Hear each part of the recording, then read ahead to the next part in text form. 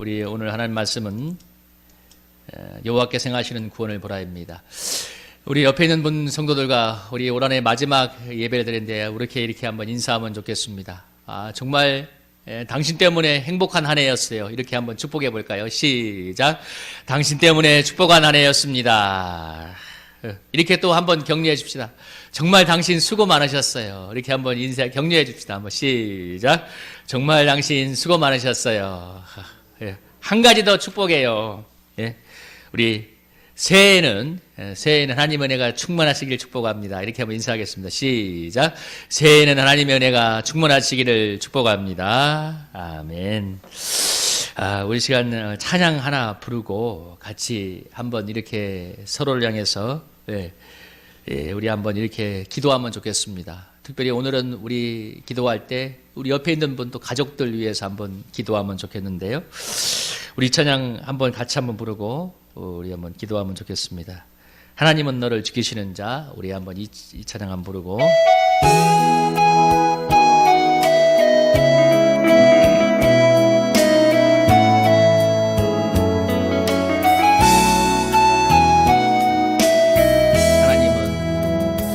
하나님은 너를 지키시는 자. 너의 우편에 그늘 대시니 낮에 해와 밤에 달도 너를 해치 못하리. 하나님은 너를 지키시는 자. 너의 환난을 면케하시니 그가 너를 지키시리라. 너의 출입을 지키시리라. 눈을 들어 산을 보아라. 너의 도움 어디서나 천지 지으신 너를 만드신 여호와께로다. 하나님은 너를 지키시는 자. 너의 우편에 그늘 대시니 낮에 해와 밤에 달도 너를 해치 못하리. 하나님은 너를 지키시는 자. 너의 환난을 면케하시니 그가 너를 지키시리라. 너의 출입을 지키시리라. 우리 눈을 들어 산을 보아라. 너의 도움 어디서나 천지 지으신 너를 만드신 여호와께로다. 눈을 들어 산을 보아라. 너의 도움 어디서나 천지 지으신 너를 만드신 여호와께로다.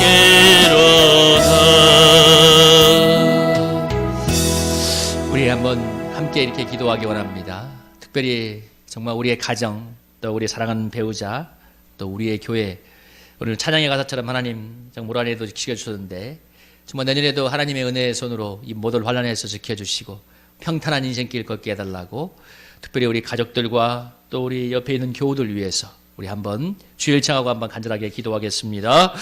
주여 거룩하신 아버지 은혜와 사랑을 감사드립니다. 우리 머리 숙여 기도하는 우리 성도들을 기억하시고 하나님 저들의 삶에 하나님이 개입하여 주시며 은혜의 손길로 인도하여 주시옵소서. 하나님 아버지 하나님께서 저들을 지켜주시고 낮에와 밤에 달로부터 아버지 저들을 지켜주셔서 내년에도 하나님 모든 환난에서 저들의 삶을 지켜주셔서 하나님 저들의 삶이 형통과 복으로 채워지게 하시고 하나님의 은혜로 인해서 주님께 늘 영광과 감사가 충만한 그런 삶이 될 수 있도록 주님의 성령이 역사해 주시고 하나님 인도하여 주시옵소서. 주님 역사하여 주시옵소서.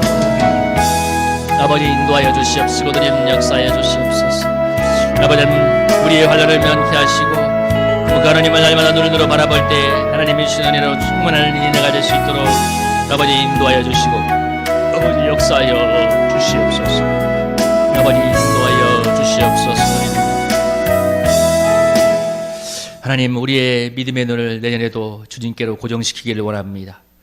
오늘 찬양의 가사와 같이 하나님이야말로 우리의 인생길을 지킨다는 것을 믿게 하시고 우리가 세상의 능력과 돈과 이것들이 우리를 지키는 것이 아니라 내 능력이 나의 열심이 나의 인생을 지키는 것이 아니라 하나님이 우리 인생을 지킴을 믿고 이 하나님을 더욱 의지하여서 내년에도 믿음으로 살게 하시고 믿음으로 정말 하나님의 주시는 형통함과 하나님의 보호와 능력을 경험하는 한 해 되도록 인도하여 주시옵소서.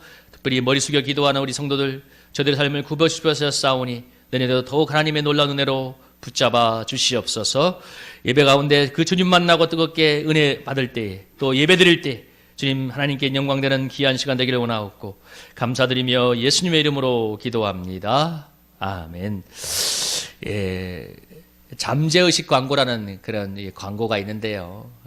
그것은 잠재의식 광고는 소비자로 하여금 자기가 보았던 광고의 내용을 의식하지 못하는 가운데 눈으로 볼 수 없는 건 속도 속에 이 장면을 집어넣어서 그래서 이 사람들 알고 본 광고 효과를 노리는 건데 예를 들면 이런 게 있답니다. 이 영화의 장면이 1초에 24프레임이 그 안에 들어가는데 그 1초에 24프레임은 우리가 눈으로 다 사실 이렇게 구간하기가 힘든 순간들이죠. 근데 그 짧은 순간에 예를 들면 이제 코카콜라나 이런 광고를 집어넣는다는 거예요. 그러면 그렇게 계속 영화 중간중간에 보이지 않는 순간에 아주 사람의 눈으로 알아채기 힘든 그 짧은 순간에 이 광고를 삽입해 넣는다고 하는데요.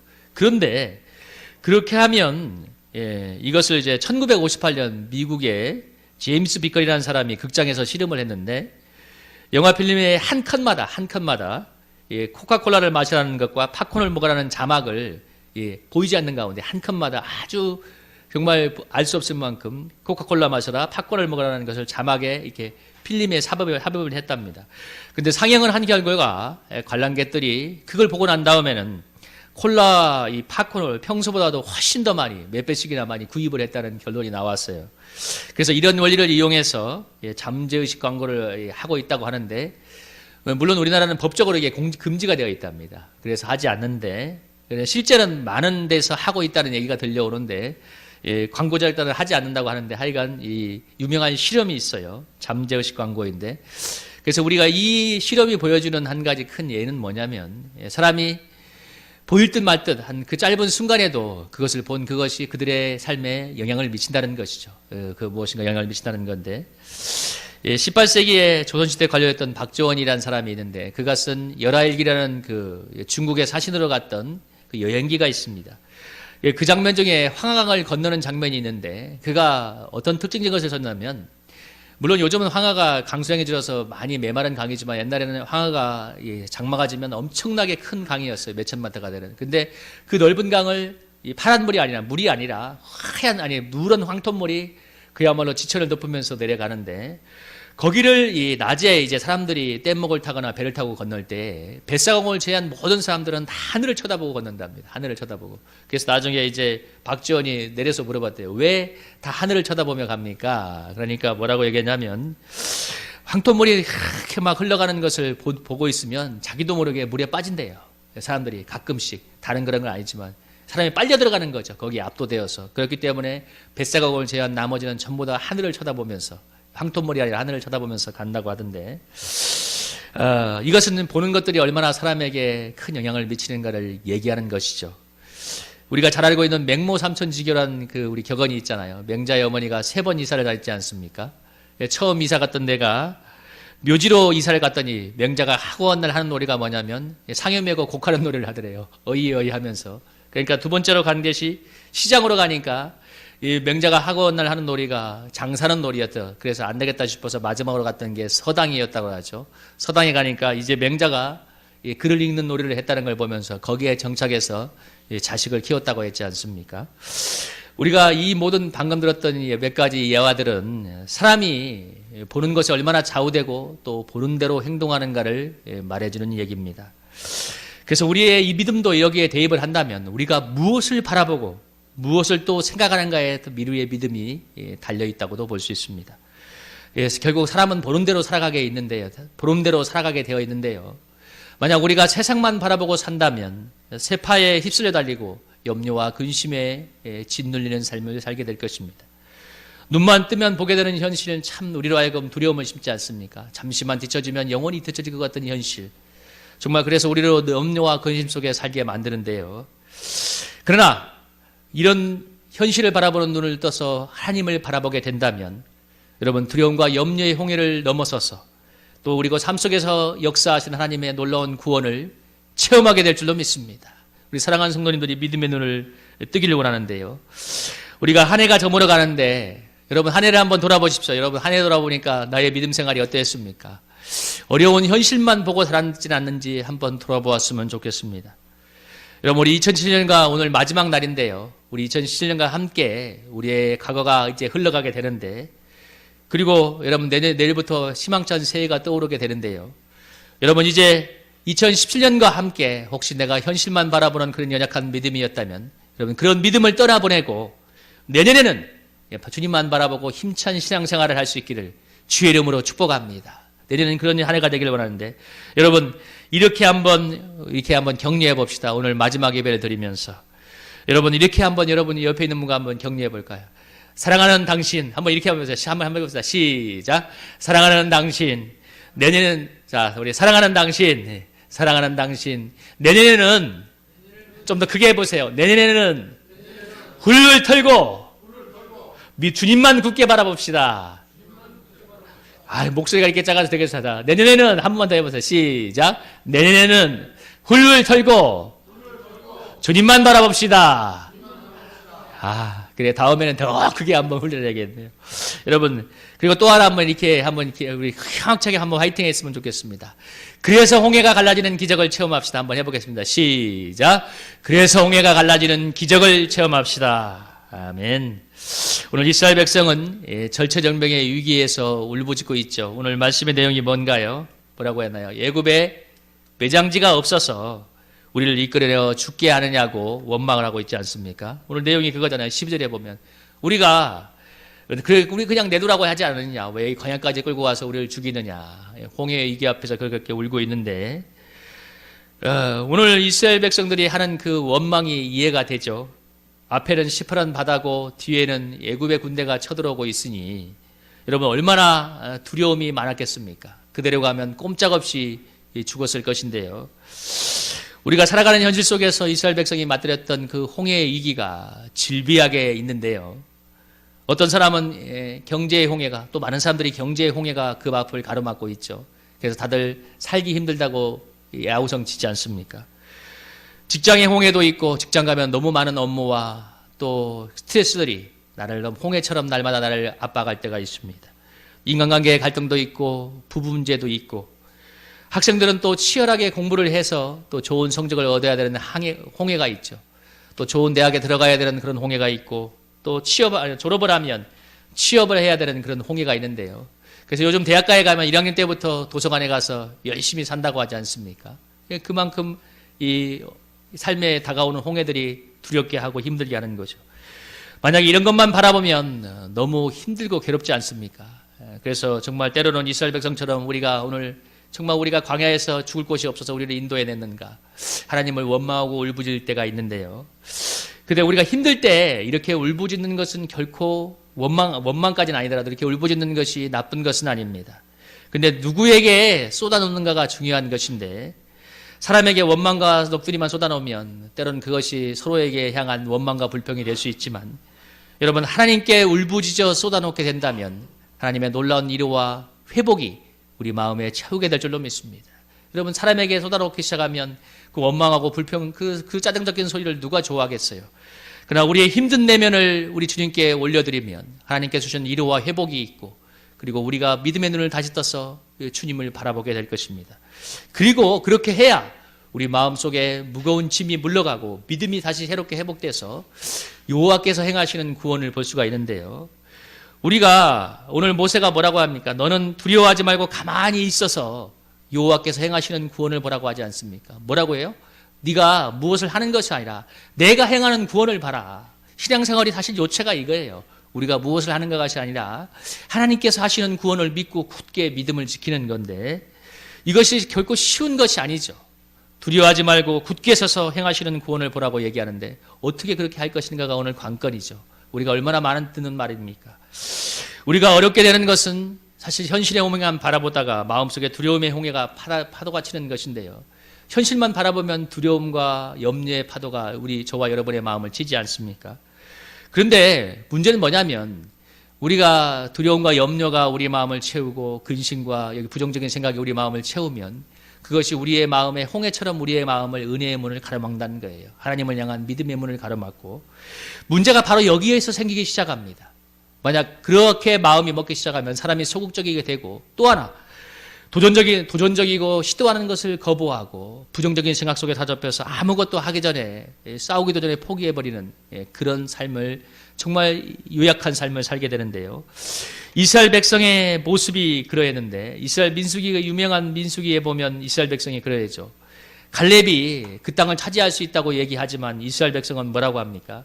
우리가 보기에 그들은 거인 같고 우리가 보기에도 우리는 메뚜기 같다고 하면서 또 완전히 그 열정탐에 불신에 찬 보고 두려움에 찬 보고를 듣고 밤새도록 하나님을 원망하고 통곡하다가 그들이 망해버리고 말았습니다.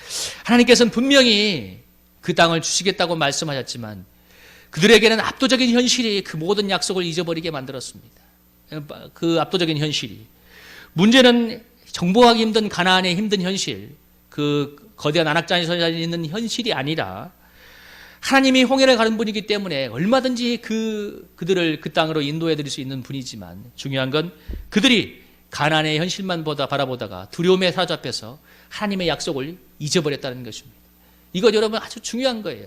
현실만 바라보다가 두려움에 사로잡혀서 하나님의 약속, 내가 너와 함께 할 것이고 내가 그 땅을 차지할게라고 누누이만 했던 그 하나님의 약속을 잊어버리니까 믿음을 상실해버렸던 문제입니다. 그러니까 싸워보기도 전에 두려움에 사로잡혀서 주저앉아 버리는데요. 이것이 믿음이 없어서 두려움에 사로잡힌 결과였고 여러분 하나님이 진노하셔서 20살 이상의 갈렙과 여호수아를 제외한 나머지는 모두 광야에서 죽게 하셨지 않습니까?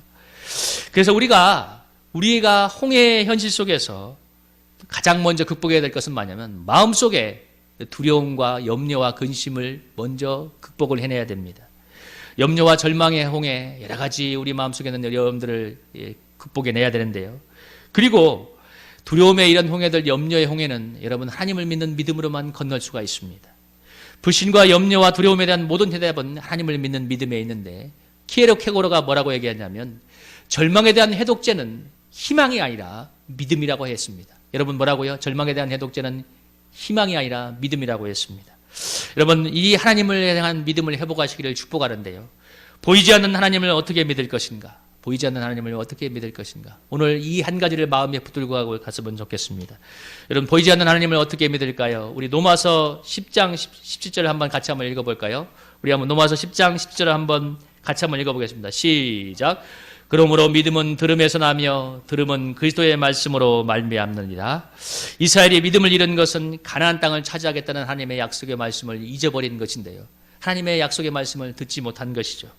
현실에 압도되어서 날마다 살아가야 되는 현실 속에서 하나님의 약속의 말씀을 잊어버리니까 믿음을 상실한 것인데 반대로 그래서 우리는 현실에 압도되어 있는 믿음을 살리려면 하나님의 약속의 말씀을 붙들고 기도할 때 여러분 우리의 침체되고 연약한 믿음이 살아나게 될 줄로 믿습니다. 우리의 마음속에 심령 속에 영혼 속에 하나님의 말씀이 담겨져 있는데요.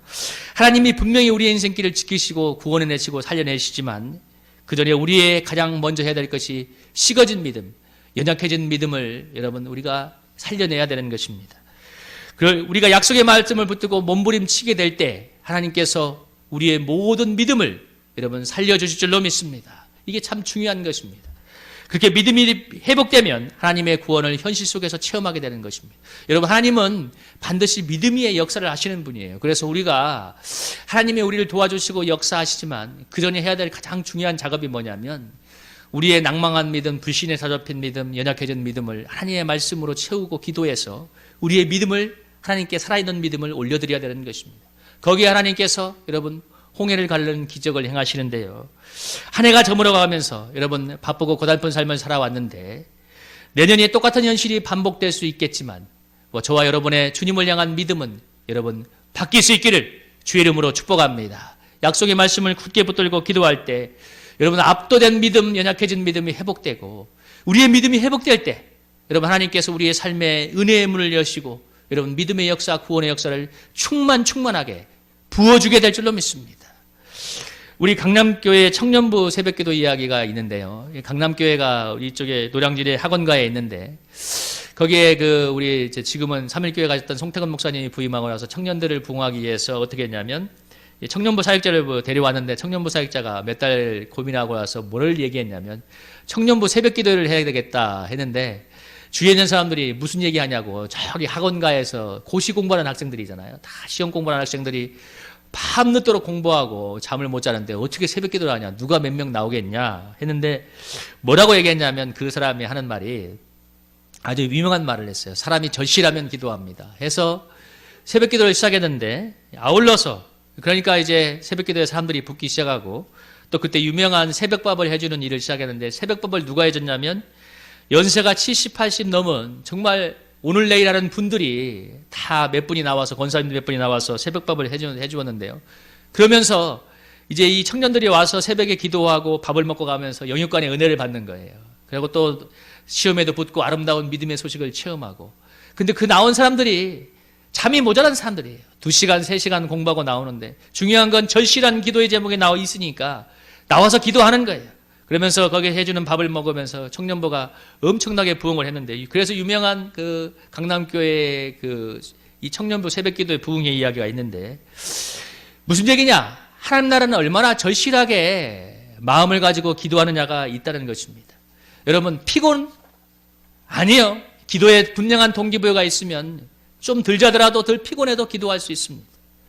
여러분 왜 TV, 스마트폰은 시간 버리지 않고 기도하지 않겠어요? 기도에 간절한 동기부여가 아니면 너무 오랫동안 했던 이런 경건한 습관이 사라져 있기 때문에 그럴 수 있습니다. 여러분 하나님을 붙잡지 않으면 우리가 세속에 점점 떠내려가게 되겠지만 그럼 여러분 기도하면 염려가 사라지고 세속의 세파가 사라지고 하나님의 은혜가 우리 마음을 가득가득 채우게 될 줄로 믿습니다. 우리 사랑하는 성도님들이 내년에는 여러분 정말 피곤해도 여러분 말씀을 붙잡고 기도해서 하나님께서 우리의 삶을 살려주시는 것을 체험하기를 주의 이름으로 축복합니다. 우리가 신앙생활을 몇 년 했는데도 아무런 진보가 없다. 이것도 생각을 해봐야 돼요. 정말 나에게 정말 분명하고 절실한 신앙의 동기부여가 있는가. 여러분 우리가 현실은 동일할 수 있지만 우리의 믿음이 달라지고 여러분 한번 생각해 보세요. 하루에 30분이라도 약속의 말씀을 붙잡고 성경을 몇 장이라도 읽고 그 말씀 붙잡고 기도하면 왜 믿음이 생기지 않습니까? 믿음은 충만하게 올라옵니다. 그래서 우리의 믿음이 살아나게 될 때 하나님께서 우리에 향한 우리의 삶의 축복과 역사도 놀랍게 달라지게 될 것인데요. 우리가 아까 강남교회 얘기를 잠깐 꺼냈지만 정말 분명한 동기부여를 가지고 여러분 절실한 마음으로 하나님께 매달려서 기도할 때 하나님께서 앙망하는 우리에게 놀라운 은혜의 역사를 부어주게 될 것입니다. 여러분 지금까지 올 한 해까지 우리가 우리의 힘과 우리의 습관과 우리의 능력으로 산다고 해서 너무 곤비하고 피곤했다면 여러분 새해는 정말 하나님을 붙잡고 부르짖어 기도하고 약속의 말씀으로 우리의 마음을 채워서 하나님을 믿는 믿음으로 힘차게 비상하기를 주의 이름으로 축복합니다. 그래서 우리 내년에 우리 교회가 우리 성도들의 믿음이 이렇게 뜨거워지고 달라질 수 있기를 축복합니다. 저도 마찬가지고. 그래서 여러분 저와 여러분이 여호와께서 행하시는 놀라운 구원을 보는 그런 은혜의 한 해가 되기를 주의 이름으로 축복합니다. 우리 이 한 말씀을 붙잡고 기도하기 원합니다. 믿음은 들음에서 난다고 하는데 내년에는 정말 하나님의 약속의 말씀을 날마다 붙잡고 기도하여서 하나님 믿음이 살아나게 도와주시고 그래서 내 삶 속에서 하나님께서 행하시는 그 구원의 역사를 충만하게 체험하게 하소서. 여러분 그런 한번 기도 제목을 가지고 한번 주여 일창하고 한번 간절히 부르짖어 기도하겠습니다.